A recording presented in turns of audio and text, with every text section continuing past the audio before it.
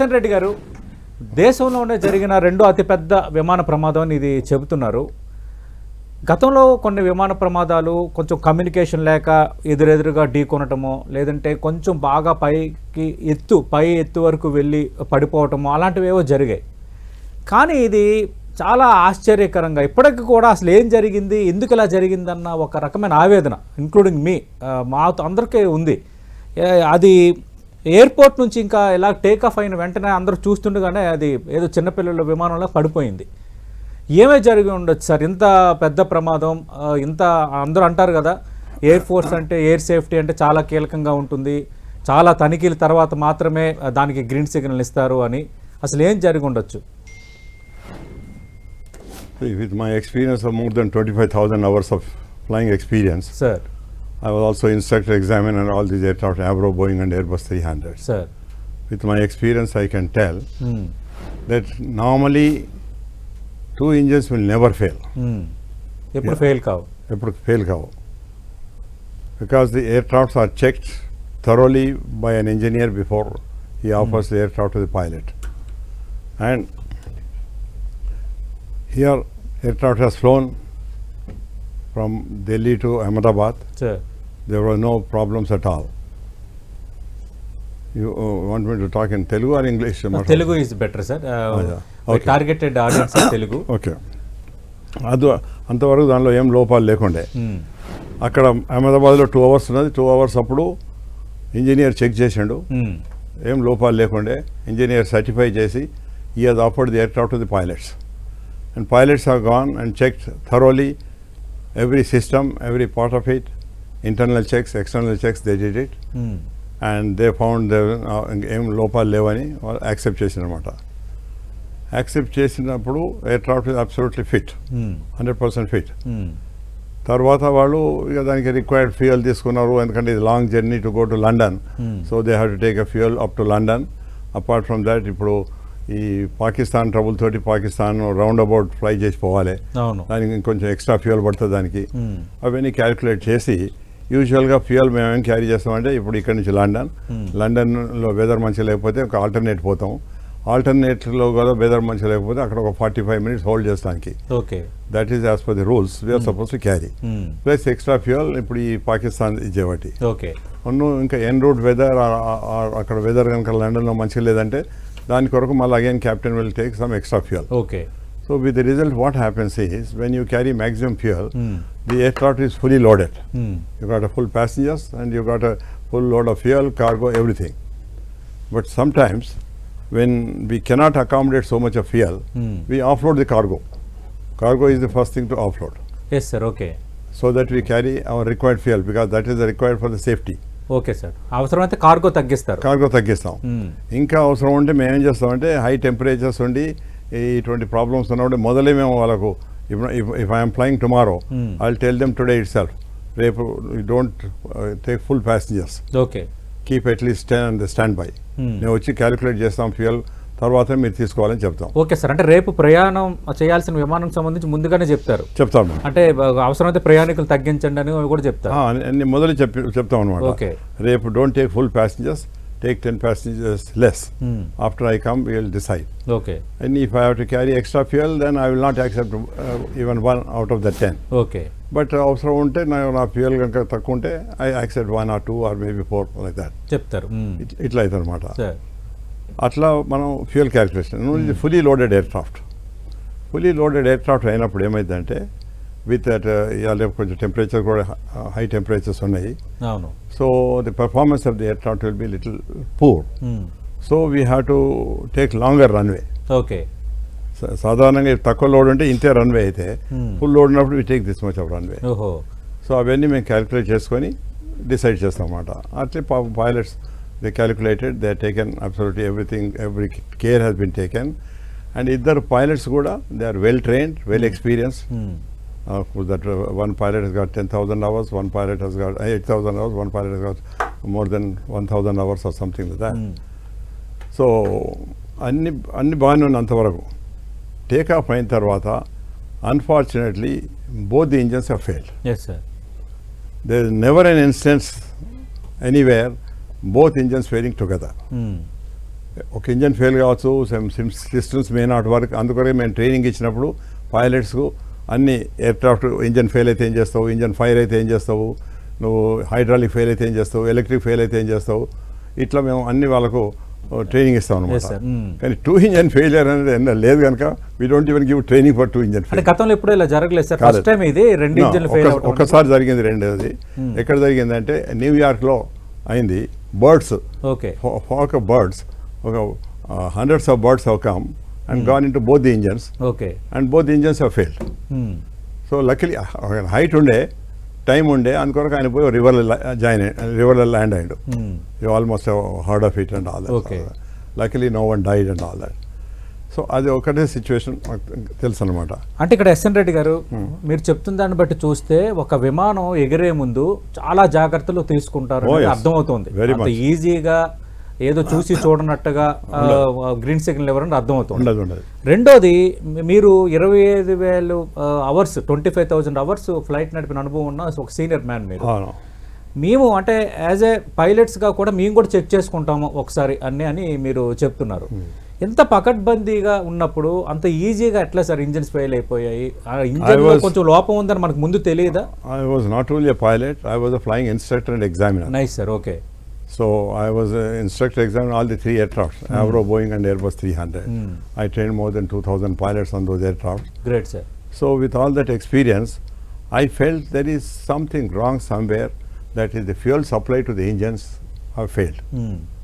There could be fuel contamination, or there could be supply చేసే pumps లేకపోతే equipment ఏదో fail అయింది. Okay, దాంతో 2 ఇంజన్స్ అంటే ఈ విమానానికి వాడిన ఇంధనంలో ఒకవేళ కల్తీ జరిగినా కూడా అది ఎఫెక్ట్ చూపిస్తుంది అవుతుంది. అందుకొరకే ఫ్యూయల్ కూడా మొదలు ఫ్లైట్లో పెట్టకముందు engineer will check.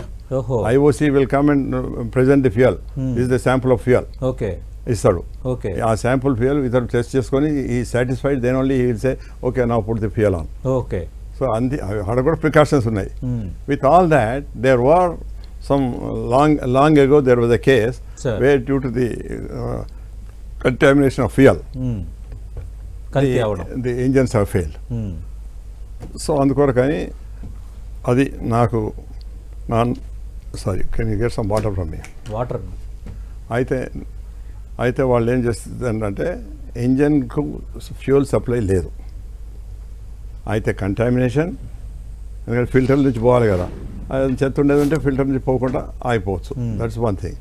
Second thing is the equipment which puts into, maybe pump is there or some computer system is there, whatever is there, we call it FADEC or something like that, which is the computer controlled, that also might have failed. So whatever it could be, result is that there was a starvation of fuel and both the engines have failed. Okay. And as the power was getting lost, they made a annaru engine losing the power or engine not getting whatever it could, they could convey. Inta lopane accident ayipindi. Endukante there is no time at all. Avunu, it all happens in seconds. Andukoraku I with all my experience, I have a firm opinion that definitely there could be some fuel system failure to fuel supply into the engines. Okay. So, but however, now they have to find out. Sir. There is a black box, we call it. Though its color is orange, but we call it black box. Black box, sir. Black okay. box. Adi color orange lo untadi. Orange lo untadi. Kar black box ani pilustaru. Petsaru. So that contains a cockpit voice recorder. Okay. And also DFDR, digital flight data recorder.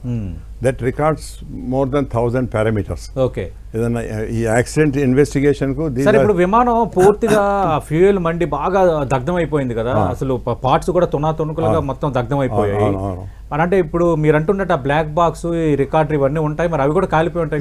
లేదు, అది చెప్తాను నేను మీకు. First is the black box is made such a way, అది నీళ్ళలో పెట్టండి మీరు వారం రోజులు ఏం కాదు, దాన్ని ఫైర్లో పెట్టండి ఏం కాదు. It is such a safety system it has been made. Okay. Unkoti, it is always put in the tail. Now the accident has taken place, కానీ tail is all right. అవును, ఆ బిల్డింగ్ మీద పడి ఉంది. Any accident you take it, tail is always safe. Okay. మీరు Delhi accident చూసుకొని, any accident in the world you see it, the tail is not affected. Very very rare occasions the tail is affected. Okay, అందుకొరకని we locate this in the tail. So అందుకొరకు ఇప్పుడు ఈ విమానం అయితే టేల్ మంచిగా ఉంది, తీసుకోవచ్చు. అవును. ఒకటి ఏంటంటే ఎప్పుడన్నా విమానాలు సముద్రం మీదనో లేకపోతే మన గుట్టల మీదనో పర్వతాల మీద పడితే ఆ ఎక్విప్మెంట్ లొకేట్ చేసడానికి కష్టం కావచ్చు. అయినా కానీ that equipment gives some signal. Even వాటర్లో డెప్త్ ఆఫ్ 8 meters కూడా ఇట్ గివ్స్ సిగ్నల్ అనమాట. దాంతో మనం లొకేట్ చేసుకోవచ్చు. ఓకే, బట్ ఇక్కడైతే చాలా ఈజీ, ఎందుకంటే అది బర్న్ కాలేదు, that is away from the burnt area and all that. Okay, one can just walk in and take it. Okay, they must have taken by now. Right. తీసుకొని దాన్ని ల్యాబ్లో దాన్ని decoding చేయాలి. ముందు ఈ ఫెసిలిటీ మన దగ్గర ఇండియా లేకుండే. నేను as the director of flight safety in airlines I got that equipment into India also. Oh, great, sir. So now that can be decoded in India also. Okay, దాన్ని ఎట్లా decode చేస్తామన్నది కూడా మనం మాట్లాడదాం. No, అది మనం అంత డీటెయిల్గా ఉంటుంది, టెక్నికల్గా ఉంటుంది. Yes, sir. That may not be of much useful for discussion. Okay, అయితే cockpit voice recorder little easy to decode. But digital flight recorder, there is a lot of thousands of parameters are there. Okay. And each one has to be analyzed by an expert only. అందుకొరకు that takes few days to analyze it. Okay, So right. Reddy గారు, ఇక్కడ ఇందాక sir అన్నారు, అంటే ఆ క్షణంలో pilot దేనికి ప్రయత్నం చేసి ఉండొచ్చు సార్? అంటే అది అమాంతంగా విమానం అలా పడిపోయిందా, లేదంటే పైలట్ ఇక హోప్లెస్ అయిన క్షణంలో దాన్ని ఏమైనా ల్యాండ్ చేయాలని ఏమైనా ప్రయత్నం చేసి ఉండొచ్చా? ఆ క్షణం ఏం జరిగి ఉండొచ్చు? ఆ క్షణంలో this is beyond control of the pilot. Okay, he has got no control on it now. It has reached such stage where he cannot do anything. Okay. Even if he does, there will not be any response also. Low speed కి వచ్చిన తర్వాత మనం controls ఇట్లా అన్నా కానీ దాని యొక్క effect ఉండదు. ఓకే, అందుకొరకు it has to hit the ground, it will hit the ground. Sir, అంటే ఆ టైంలో స్లో చేయటం అవి ఏమి జరగవు సార్? ఏం చేయదు. ఓకే, అంటే విమానం హోప్లెస్ అయిపోతుంది. అది చేయరాదు. అయితే ఇప్పుడు ఆడ so far I was in the impression that it has come and hit the ground and then got explosion. Okay. The fuel caught fire and it is exploded there. But నిన్న ఒక passenger ఎవరైతే దానిలో బతికినాడో అతని statement ఏమంటారంటే explosion అయింది తర్వాత పడ్డది అంటారు. అదంటేనేమో then one has to see the political angle, how it could happen, who could be responsible for it, ఎవరైనా క్లెయిమ్ చేసిందా? ఇప్పుడు యూజువల్గా ఇటువంటి యాక్సిడెంట్ అయితే ఇప్పుడు మనం అప్పుడు ఒకసారి ఎయిర్ ఇండియాదే కెనడా నుంచి వచ్చే ఫ్లైట్ అయితే వాళ్ళు క్లెయిమ్ చేసిన వాళ్ళు సిక్రోలు తనిష్క్ ఇన్సిడెంట్, అదే వీఆర్ రెస్పాన్సిబుల్ ఫర్ ఇట్ అని క్లెయిమ్ చేశారు. అట్లా ఇదివరకు ఎవరు క్లెయిమ్ చేయలేదు. అందుకొరకు ఆ డౌట్ లేదు. నేనైతే firm opinion that it has hit the ground or building whatever it could be and then it exploded. Okay, but అతడు చెప్పిన ప్రకారంగా అది. కానీ అతడు ఇప్పుడు ప్యాసింజర్ ఈ లోపల కూర్చుంటే అతనికి అంత క్లియర్గా ఉండదు, ఏం తెలియదు. వచ్చాడు బయటికి, ఆయన ఎస్కేప్ అయిండు. God's grace that he was lucky, he got escape.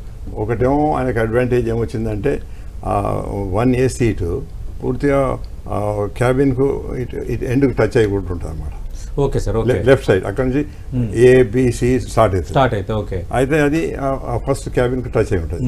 ఇంకోటి ఏంటంటే ఇవాళ రేపు ఫస్ట్ క్లాస్, బిజినెస్ క్లాస్ తర్వాత ఎకానమీ వస్తుంది. ఈ ఎకానమీ దీని మధ్యన కొంచెం సందు ఉంటుంది. అక్కడ ఎమర్జెన్సీ అది ఉంటుంది అనమాట. ఎమర్జెన్సీ ఎగ్జిట్ ఉంటుంది. సో మేబీ ఆ ఇంపాక్ట్ తోటి ఎమర్జెన్సీ ఎగ్జిట్ పోయింది and he was throne out. Okay, your throne out. ఆ థ్రోన్ అవుట్ లో అటు ముందరి పడలేదు, వెనక పడ్డాడు. ముందరి పడితే ఫైర్ లో పడుతుండే, వెనక పడ్డాడు కనుక హీ వాజ్ సేఫ్. బట్ ఎట్లా ఇంపాక్ట్ తోటి కొంచెం ఇంజురీస్ అవుతాయి. He has got some injuries also and all that. అది మీరు చెప్తున్నారు అంటే ఇంజన్ ఫెయిల్యూరే ప్రధాన కారణం కావచ్చు అని. అంటే ఒక నిర్ధారణకు రావచ్చా, లేదంటే ఇంకా వేరే ఇతర కారణాలు కూడా ఉండొచ్చా ఈ ప్రమాదానికి? లేదు, నా ఎక్స్పీరియన్స్ ప్రకారంగానైతే ఆ ఇంజన్స్ పోవటమే ఫస్ట్ రీజన్. అండ్ అవి ఎందుకు పోయినాయి అనేది now the investigators after they open the recorders etcetera they will be able to find out. దాంట్లో మంచి క్లియర్గా చూపిస్తుంది ఫ్యూయల్ పోయిందా పోలేదా, ఎక్కడ ఎంతవరకు వచ్చి ఆగింది, అంత నుంచి ఎందుకు పోలేదు. అది ఫ్యాడెక్ అని ఉంటుంది, అంతవరకు వచ్చి ఫ్యాడెక్ నుంచి బయటికి పాస్ కాలేదన్నట్టు. సో అదంతా ఇన్ఫర్మేషన్ దాని దొరుకుతుంది. దాంతో మనం we can come to conclusion. Okay. Now after the conclusion maybe they will come to the ఇప్పుడు ఇన్వెస్టిగేషన్ అయినప్పుడు manufacturers of aircraft, manufacturers of engine, manufacturers of that equipment, FedEx equipment, they will also participate in the investigation. Okay.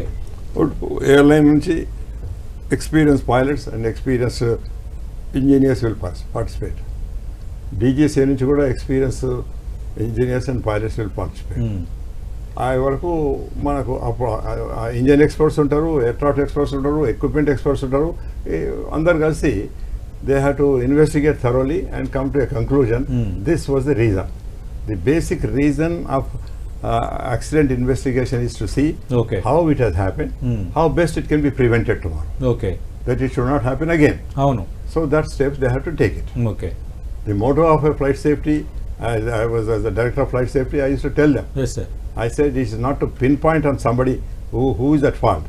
My entire aim is to see that how it has happened and how best it can be prevented tomorrow. Okay. అంటే మానవ తప్పిదం లేదు, సాంకేతిక లోపమే ప్రమాదానికి కారణం. అయితే అట్లే అనిపిస్తుంది.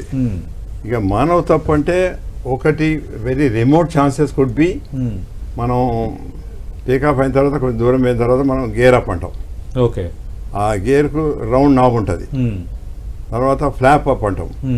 ఫ్లాప్కి ఏమో ఇట్లా ఇట్లా ఫ్లాట్ ఇది ఉంటుంది. ఓకే. ఆ మిస్టేక్ కూడా కాదు, కానీ గేర్ అప్ అన్నప్పుడు by mistake this person could be given a flap up also. Okay. అయితే the function of the flap is if this is the wing. Okay. Wing వెనక ఇట్లా ఎక్స్టెండ్ అవుతుంది ఇంతవరకు. ఎస్ సార్, అవును. 2-3 feet ఎక్స్టెండ్ అవుతుంది. Extend అవటం తోటి lift area is extended. Okay. With the result your lift is increase. అందుకొరకే అది మేము తీసుకుంటాం టేకాఫ్ అప్పుడు యూజ్ చేయాలని. అదే కనుక మనం అది విత్డ్రా చేసేది ఉంటే సడన్ గా అంత లిఫ్ట్ పోతుంది కదా, పోయే వరకు there is the possibility of sinking also. Okay. So that also remotely it can happen because they are all experienced pilots. Therefore, I don't think that, but could be that. Okay. మీరు అన్నట్టుగా gear of బదులు ఈ అంటే by మిస్టేక్లీ ఇది చేసినా కూడా అదే there's the possibility that flap must have gone up. Okay. And the lift is withdrawn, so it can sink. ఆటోమేటిక్గా అది శక్తిని కోల్పోద్ది, లేచే శక్తిని కోల్పోద్ది, సింక్ అవుతుంది అన్నమాట. ఓకే. బట్ అందుకొరకే వాళ్ళు మ్యానుఫ్యాక్చరర్స్ కూడా ఆ గేర్కు రౌండ్ నాబ్ పెడతారు, దీనికి ఏమో ఫ్లాట్ నాబ్ పెడతారు, సో దట్ ఈవెన్ మన కన్ను మూసుకొని కూడా అటువంటి పొరపాటు కన్ఫ్యూజ్ కాకుండా. Okay. But there are some incidents have happened where the captain has said something, co-pilot has done something. I can give you one example. Okay. We had a వాళ్ళిద్దరి మధ్య సమన్వయం లేకపోయినా ప్రమాదం జరుగుతుంది. Of course, it's a coordination. Okay. It is absolutely coordination between both of them. And what captain says, only co-pilot should do it. Okay. Adi. Even if captain by mistake is doing something wrong, co-pilot duty to tell him. Okay. Sir, this is not this is unchapot. Okay. I'll tell you one incident. We had a helicopter, government VIP helicopter. Sir. When Chandrababu Naidu was the CM, and I was in charge of the helicopter division. Okay, sir. Chandrababu Naidu CM అయినప్పుడు.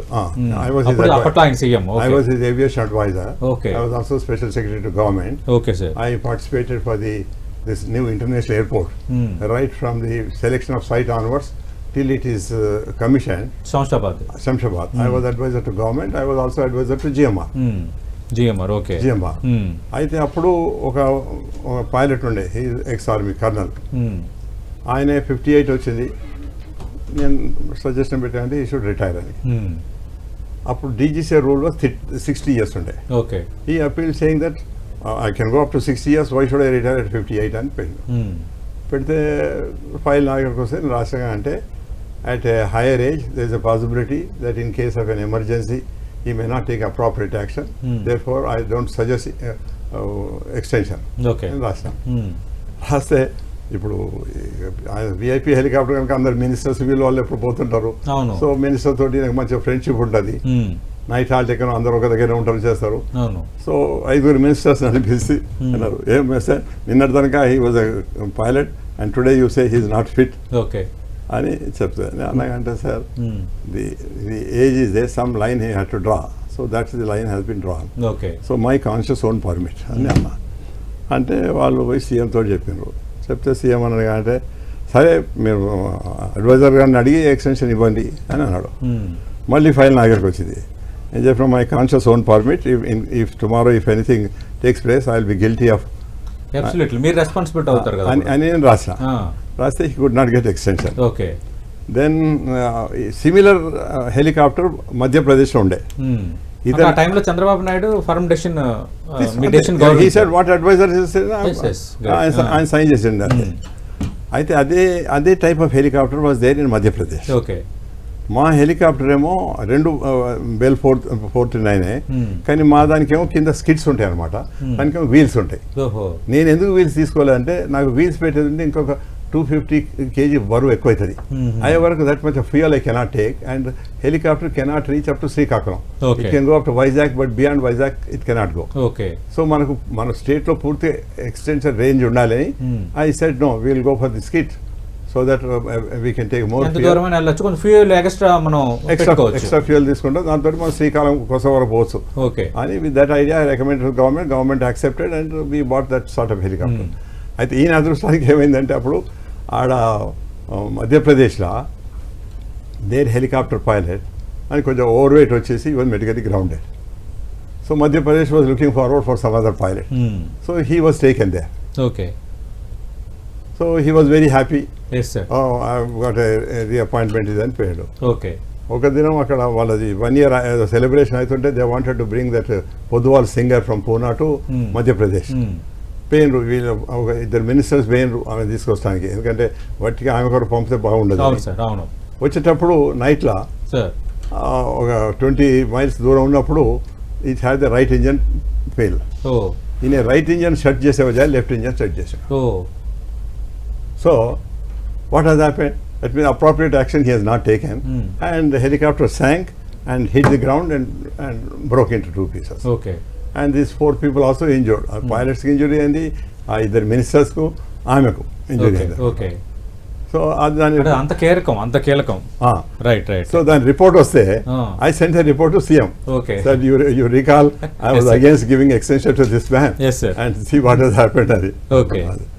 అంటే SN Reddy గారు ఈ ప్రమాదంలో మృత్యుంజయుడై బతికిన వ్యక్తి ఎవరైతే ఉన్నారో రమేష్ కుమార్, ఆయన మీడియాతో మాట్లాడుతూ చెప్పింది ఏంటంటే ఈ ప్రమాదం అంటే ఇన్సిడెంట్ ఆ క్షణాల్లో వైట్ లైట్ రెడ్ లైట్ వెలిగాయి అని చెప్పారు.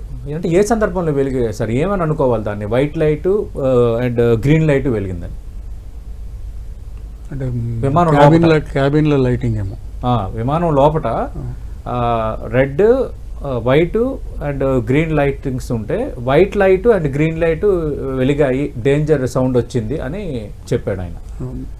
అంటే ప్రాణాలతో బయటపడ్డ ప్రయాణికుడు. అంటే ఏ సందర్భంలో ఈ వైట్ లైట్ గ్రీన్ లైట్ వెలుగుతాయి సార్? అంటే వాట్ ఇట్ ఇండికేట్స్? అంటే ఆయన చెప్పిన దాన్ని నేను విన్న కాడికైతే ఆయన ఏదో సౌండ్ వచ్చిందని చెప్పాడు. తర్వాత ఇంజన్స్ లేబర్ అయినాయి అని చెప్పాడు, అంటే మళ్ళీ పుంజుకున్నట్టుగా.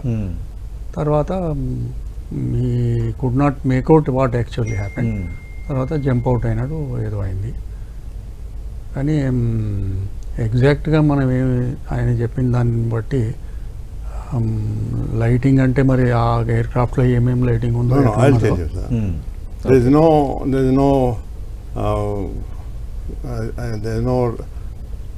no white light. Okay. Either white or green. కొన్ని దగ్గర వైట్ ఉంటే కొన్ని దగ్గర గ్రీన్ ఉంటుంది. There only 2 lights. రెడ్ అయితే ఒకటి ఉంటుంది, ఇంకోటి ఐదర్ గ్రీన్ ఆర్ వైట్. అయితే ఈ 2 లైట్స్ వెలుగాయని చెప్పినట్టు టాయిలెట్లో ఎవరన్నా ఉండేది ఉంటే ఇట్ విల్ బి రెడ్, టాయిలెట్లో ఎవరు లేనప్పుడు it will be white. Okay. But some earlier ఎయిర్క్రాఫ్ట్స్లో గ్రీన్ ఉంటుండే, కానీ ఇప్పుడు గ్రీన్ లేదు, ఇప్పుడు ఏమైనా వైట్ అండ్ రెడ్ ఉంటాయి అన్నమాట. Okay. So that's only thing. But there is no link with that and these lights coming అన్నది లింక్ అయితే లేదు. అట్లే నన్ను ఇవాళ వేరే టీవీ దగ్గర వాళ్ళు అడిగింది అంటే, సరే కొంతమంది ప్యాసింజర్స్ రాసిండ్రు ఎయిర్ కండిషన్ మంచిగా లేదు, ఆ యొక్క టీవీ నాబ్స్ పని చేస్తలేవు, టీవీలు పని చేస్తలేవు. ఎందుకంటే ఇది అహ్మదాబాద్ నుంచి లండన్ వెళ్తున్న విమానం, సారీ ఢిల్లీ నుంచి వయా అహ్మదాబాద్ లండన్ వెళ్తున్న విమానం. అయితే ఢిల్లీ నుంచి అహ్మదాబాద్ వరకు ప్రయాణం చేసిన వ్యక్తి ఒక వీడియో నిన్న పోస్ట్ చేశారు.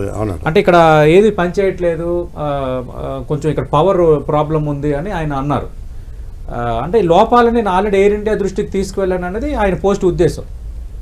సో దాని కొరకు నేను అంటే ఇప్పుడు హై టెంపరేచర్స్ ఉన్నప్పుడు that air craft AC on the ground may not be very effective. Okay. So కొంచెం మనకు ఏసీ తక్కువ ఉన్నట్టు అనిపిస్తుంది. అయితే ఈ పెద్ద స్టేషన్లలో లైక్ బాంబే, ఢిల్లీ, అట్లా అక్కడ వేరే వేరే కింద యూనిట్ ఉంటుంది. It gives a air condition cooling. So we attach that cooling because when aircraft is on ground for 2-3 hours with high temperature conditions, లోపల డిస్కంఫర్ట్ ఉన్నది, అది కనెక్ట్ చేస్తాం అనమాట. అయితే ఇప్పుడు those units will be limited. Say 5-6 units are there. There are 10 aircrafts are come at a time. So ఏదో 5 పెడితే దీనికి లేకపోవచ్చు, కొంచెం వేడి ఉండొచ్చు. అదంత పెద్ద రీజన్ కాదని. దట్ ఈస్ నాట్ ఒకటి. ఇంకోటి ఈ టీవీ నాబ్స్ ఇవన్నీ they are so minute, this has got no bearing with safety at all. Okay. This will not act anything concern with safety at all. Yes sir. యాక్చువల్గా మనకున్న CCTV footage అంటే available ఉన్న CCTV footage ఎక్కడ birds cut వస్తున్నట్టు కనిపించలేదు ఆ ఏరియాలో. అప్పుడు బర్డ్స్ లేకుండే. ఇప్పుడు there are 2-3 reasons for any accident. Okay. One could be mechanical failure, one could be human error, one could be very adverse weather conditions, and one could be this ingestion of bird. But weather conditions kuda baane unnai. Weather condition was fine. There were no birds in that area. Okay. And human error antama ikkada the pilots and engineers all are very experienced people, and engineer has taken all the precautions and he has cleared the aircraft. Okay. Pilots also have fairly good experience. They have also accepted the aircraft and all that, and they are all well trained pilots. Okay. Well trained pilots. Okay. Therefore ఈ 4 reasons లో కూడా ఏది అనిపిస్తలేదు. ఈ 4 లో ఒకటి నేను చెప్పిన మీ mechanical అని చెప్పినాను. This what incident happened, it's close to mechanical. Okay. If the fuel is not going to engines, it is only mechanical. Either the అది ఎవరు టెస్ట్ చేయాలి సార్? మెకానికల్ సంబంధించి ఎవరు చెప్పాలి అంటే ఇంజిన్ లో ఫెయిల్యూర్ ఉందని? అదే రేపు ఇన్వెస్టిగేషన్ లోపల తెలుస్తుంది అనమాట. Whether any pipelines to engine were damage or whether FADEC was damage which supplies the fuel to this thing, or whether any contamination the fuel was there which has not allowed the fuel to go through the filters and all that. Okay. 45 seconds లోనే ఎగిరింది, పడిపోయింది sir. Actual మనం latest ఈ రోజు ఉదయం వచ్చిన CCTV footage చూసినప్పుడు కూడా అంటే సురేష్ రెడ్డి గారు, నా డౌట్ ఏంటంటే అది చాలా స్లోగానే దిగింది. అంటే మనం సీసీటీవీ ఫుటేజ్లో చూస్తున్నప్పుడు అంటే స్లోగానే దిగుతున్నా కూడా అంత గట్టిగా ఎలా హిట్ చేసింది అన్నది. వన్స్ ఎయిర్క్రాఫ్ట్ ఇస్ స్టాలింగ్, అది స్లోగా వచ్చినా కానీ ఎట్లా వచ్చినా, ఎందుకంటే వింగ్స్ ఎంత పెద్దగా ఉన్నాయి కదా, అందుకు కొంచెం రెసిస్టెన్స్ ఉంటుంది కనుక కొంచెం స్లోగా వస్తుంది. It will not come like a stone, but it will come with certain gravity తోటి వస్తుంటుంది అనమాట. దాంతో ఆ ఇంపాక్ట్ తోటి ఆ బిల్డింగ్స్ పోయినాయి ఇవన్నీ అనమాట. మనం అవి వర్టికల్గా కిందికి రాకుండా ఇటు ఫార్వర్డ్ స్పీడ్ కూడా ఉంది కదా. అవును. ఎయిర్క్రాఫ్ట్ లో motion is there. Okay. So దాంతో పైలట్ ఆ బిల్డింగ్ లో తప్పించాలనుకున్నాడు, లేదంటే కొంచెం ల్యాండ్ చేయడానికి ఏమైనా ప్రయత్నించారు సార్? అంటే బిల్డింగ్ రూఫ్ పైన he has no control at that time at all. ఇంకేం చేయడానికి లేదు. Will not be able to do అయిపోయింది ఎనీథింగ్. ఇంకేం చేయాలంటే కూడా ఇంకా అది వర్స్ కూడా కావచ్చు. ఓహో.